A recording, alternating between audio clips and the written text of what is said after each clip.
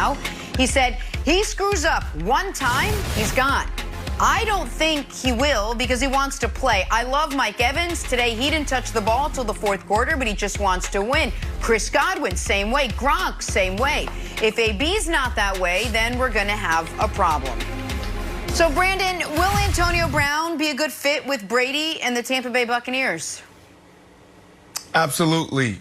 Tom Brady's one of those guys that can just pull you in and get you on the straight and narrow. And I think that conversation already happened. So I don't think there will be any problems moving forward. I love this, right? Because when you look at what teams are dealing with around the NFL when it comes to injuries, they're pulling people off of practice squads that haven't played. They're pulling guys off the street. You got guys like that haven't played in 4 years getting calls. So when you have a potential Hall of Famer sitting on the side and you also have a team that is built to make this run to the championship, you get it done. Now, Nick, you just talked about, well, Bill Belichick made a great decision on moving on from Tom Brady because he knew he couldn't lead his team to another Super Bowl. So it was a great decision. Yes. Well, it looks to me like Tom Brady goes to Tampa and he can lead this team to a Super Bowl, which is interesting because who was in a better position last year? Was it the New England Patriots or was it the Tampa Bay Bucks? I believe it was the New England Patriots. When you look at Tampa, the Tom Brady effect, the offensive line, one of the worst in the league. Turnovers, one of the worst in the league. Penalties, one of the worst in the league. Defense, one of the worst in the league. So you take Tom Brady, you insert him into Tampa in this situation. You have a Super Bowl contender. You're banged up at the wide receiver position. You insert Antonio Brown. But now you're back on track. So this is a scary situation. So here's the thing. I would have taken this risk as well if I were Tampa. And I think Bruce Arians is exactly right when he says he screws up once and he's gone. And I said this when we were talking about Seattle bringing in Antonio Brown. You're paying him nothing. You're giving up no draft picks. So there is minimal risk. So I don't think it's the wrong move. But I don't agree with a lot of what Brandon said there, which is we know Tom Brady will get Antonio Brown under control. Antonio Brown was literally living at his house and lasted 11 days. Couldn't help himself but to tweet and Instagram his way out of New England. The only person who can help Antonio Brown is Antonio Brown. So whether he wants to continue to blow up his career or not is going to be based on whether or not, to be totally honest, he hit bottom when he was shackled in that courtroom and realized nobody in the league wanted to touch him. But as far as Bruce Arians and the fit, I would have taken the risk, but I also would have been maybe a little more cautious with my commentary over the last 18 months if I'm Arians. He's called him a diva. He said they don't have room. He said he's not a fit. And in those comments right there where he says Evans and Godwin, those are great guys. They don't mind if they're not getting touches. Okay. Chris Godwin's never been paid, ever. Was coming off an all-pro caliber year last year. Numbers not the same this year, even though the quarterback play has gotten better. Mike Evans is on pace for the worst year of his career since his rookie season. And I understand it's like, well, we were banged up, but you're not anymore. Your wide receiving core is totally healthy now. And some of those mouths aren't going to be fed. They're not healthy. Okay, he asked them before. He asked them before the start of last game, where are you guys at? And they said 80%, 85%, 90%. Yeah. They're not healthy. Are they out there playing? Yes. But they can't, as a receiver, you need to be fully healthy if you want to be efficient and effective out there on Sunday.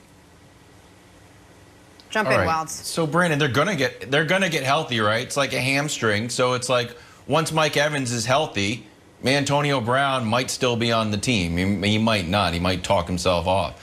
But, Nick, I'm going to go a little bit deeper on your Antonio Brown thing and Bruce Arians. Here's an article from the Washington Post. I'll read the headline. Antonio Brown's feuding with Bruce Arians, Emmanuel Sanders, and everyone in his mentions.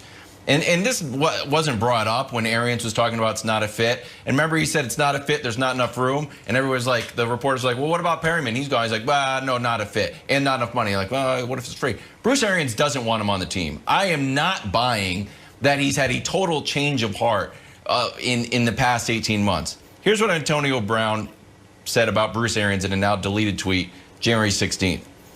He didn't draft me, talking about Arians. He drafted Sanders, same guy who missed rehab, so he's throwing Sanders under the bus. Missed rehab to go on the network to talk about me in a situation he had zero clue about. Listen to this. Arians now wears Kangol hats and glasses, but I'm a diva? So it's like, it's just an odd fit. And I don't think Bruce Arians is like it's all water under the bridge. It's not Brandon Newey's like, hey, if he makes one mistake, the level of mistakes that Antonio Brown can make are actually pretty terrifying. But I don't know. Yeah, it's but like, all right, you're 20 minutes late for a meeting. Is that it? Like, yeah, when, but when first of all, he hasn't tweeted. I don't want to be so negative first of all, about it, he hasn't tweeted or Instagrammed anything in months. When that suspension came down, Antonio Brown has been straight clean.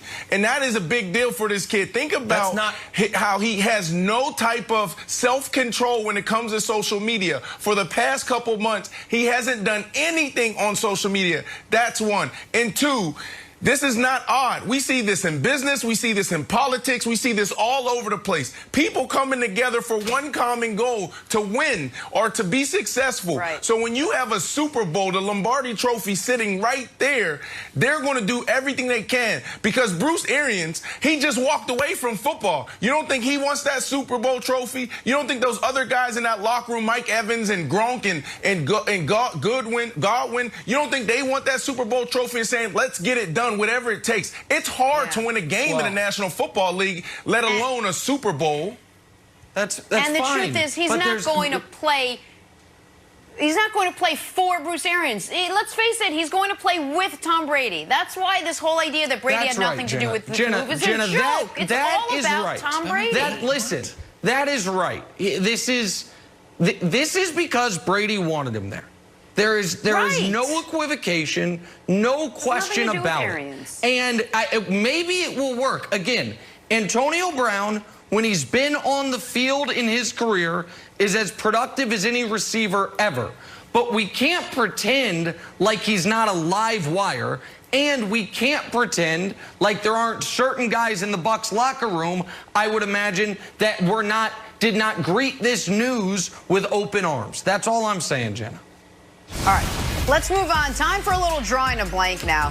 Switch sports, switch actors, the whole bit. Kevin Durant and Kyrie Irving are collaborating on a Nike basketball shoe. The two haven't played a game together yet, but already they're working on a shoe. That's confidence right there. Brandon, KD and Kyrie collabing on a new shoe is blank. You know